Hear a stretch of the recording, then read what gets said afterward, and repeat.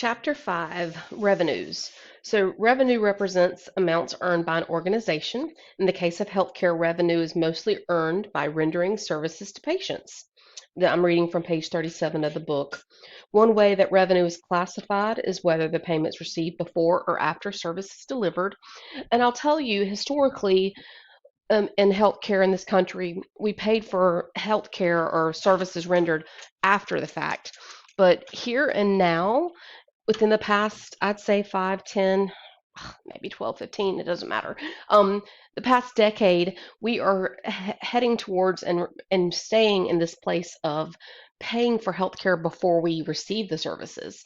So that's a change. That's a bit of a change, and I don't know if there's enough data yet to validate that that is helping revenue, or is it keeping people from seeking health care? Is it hurting outcomes? But anyway, that's not what this chapter is about, so let me move forward. So revenue on page 38, I flipped the page. Fee for service, discounted fees for service. We're talking about payment after a service is delivered. The book goes on to talk about payment before service is delivered. And you're going to read a lot about predetermined per person, what it costs, rate setting, and again, that discount per fee. Read that through the book. Many institutions, health insurance organizations, or like the railroad group across the nation, that there are discounts. Even when you or I as a consumer join a certain insurance company, or if we join, even as alumni from schools, there's often discounts available for different services, and some of them are like life insurance, health insurance, etc. So that's what that is talking about on page 38. The contractual allowances and deductions from revenue. On the bottom of page 38, there's a great example given there regarding the giant health plan that's mentioned in the book. Page 39, a second major deduction from revenue is an allowance for bad debts. So yes, there are times where we can't collect the money that is due for services rendered, and that the hospital has to write off, or the healthcare facility has to write off that bad debt. Let me get caught up with this PowerPoint. So the table 5.1 on page 39. This is a variation in physician office revenues for 2 visit codes. So that, one could be, it says it's just for illustration only, but one can be set for a certain group of people and the other for another. Other deductions from revenue, yes, we just talked about bad debt. Charity services, yes, this is all in your book, page 39. Okay, sources of healthcare revenue. So government sources um, help pay for healthcare. That's how one way a facility earns money. So during COVID, many hospitals received a lot of federal funding, money given, some borrowed. And then the book also mentions on page 39 private payers. That would be like us as consumers for healthcare. We would be a private entity, not a governmental entity, or funds or grants or loans from the government. Okay, let me see what brings the next. Yes, right. Okay, so the bottom of page 39, we're talking about the governmental sources, and that is Medicare and Medicaid.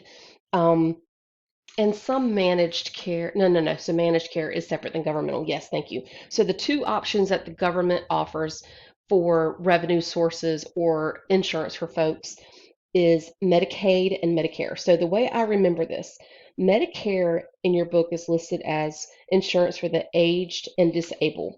So in my mind, I remember it by care for the elderly or disabled people. And Medicaid on page 40 in the book, this is health, these, mhm, it provides coverage for health-related services for the poor.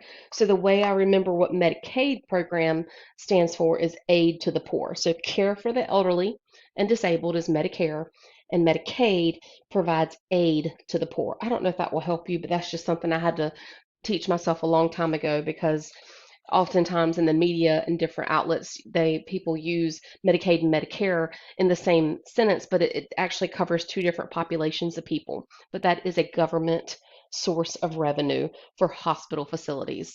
And trust me when I say, I think there's another chapter in this book that describes this even more so in depth.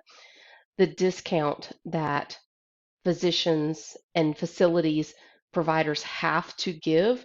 I want to say the last time I looked, it was like 20 cents on a dollar. So in perspective, if you were a nurse practitioner, physician assistant, or a physician, a doctor, and your office was full of every patient you had was either a Medicaid or Medicare patient, you are only being reimbursed 20 cents on $1. So a $100 visit 10 times a day, Medicaid, Medicare, the contract, they will only pay $20 of that 100. So that's why many facilities do not have openings for Medicaid and Medicare patients. They've already maxed out because those facilities and doctors also want to have private paying people too to offset the revenue, if you will. Now, keep in mind, both people get the same service. They render the same service. They get the same care, but in the payment, the revenue cycle of it, uh, if you're under contract with insurance companies, Medicaid, Medicare, you're not being reimbursed 100%. So anyway, just keep that in mind. Now, let me put this in here. When you walk into a hospital, that there is no limit, especially for emergencies, on who can be seen, what type of insurance. That's irrelevant. That's if for an emergency, we're going to provide care, and then we worry about payment and insurance afterwards. Just wanted to say that out loud. But doctors' offices, when it's not an emergency, there is a little more control there, and facilities can say no to certain patient clientele for that reason. Okay, bottom of page 40. So we're talking about, we just talked about the government sources. Now we're going to talk about managed care sources. And so back in the 70s, this was a means of providing healthcare within a network of healthcare providers. So I mean, this was before I was born too, so I know it's going to be way before you were born. But like Kaiser is a well-known health care network out on the West Coast. So people would pay a monthly premium, like as a health insurance type of managed care plan, and then they would be able to go to see these Kaiser doctors for free, or they would be able to go to these Kaiser doctors for 10 or 12 bucks, 15 bucks instead of paying the full price $100. So that's where managed care sources comes in. Page 41 describes the different types of plans, different types of contracts. Let me stop talking and get caught up with the PowerPoint. This is just not a talent I have been able to embrace moving through the PowerPoint while I'm reading from the book. Okay, so other revenue cycles, the bottom of page 41.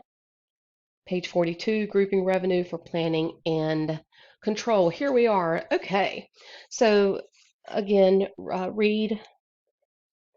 as you read this chapter, if you have any questions, let me know.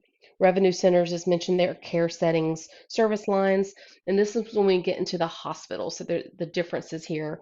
Um, like I said, let me reiterate, in healthcare, a hospital should not, will not, if they want to keep their doors open, will not turn anybody away regarding their ability or inability to pay, especially in an emergency situation. Now, some elective surgeries, pre-scheduled, if it's not urgent, then yeah, the hospitals, especially if they are for profit, they do have that right to wait for you to earn the money, collect the money to pay for that type of health care. Okay, so page 43 again, we're talking about hospitals, long-term care, home care. These great figures from the book are being shared in the PowerPoint. Page 44, physician groups, other types of revenue groupings. So 45, we talk about the pharmacies, manufacturers. Again, more of these figures from the book are in this PowerPoint. Contractual allowances, example 5A. This must be one of the, it is It is one of the worksheets that you can find in the back of your book. I'm not requiring this one to be completed. You're welcome to complete it if you want to. If it helps you understand the information, you definitely are welcome to. Okay, so take a look at chapter 5. Let me know if you have any questions.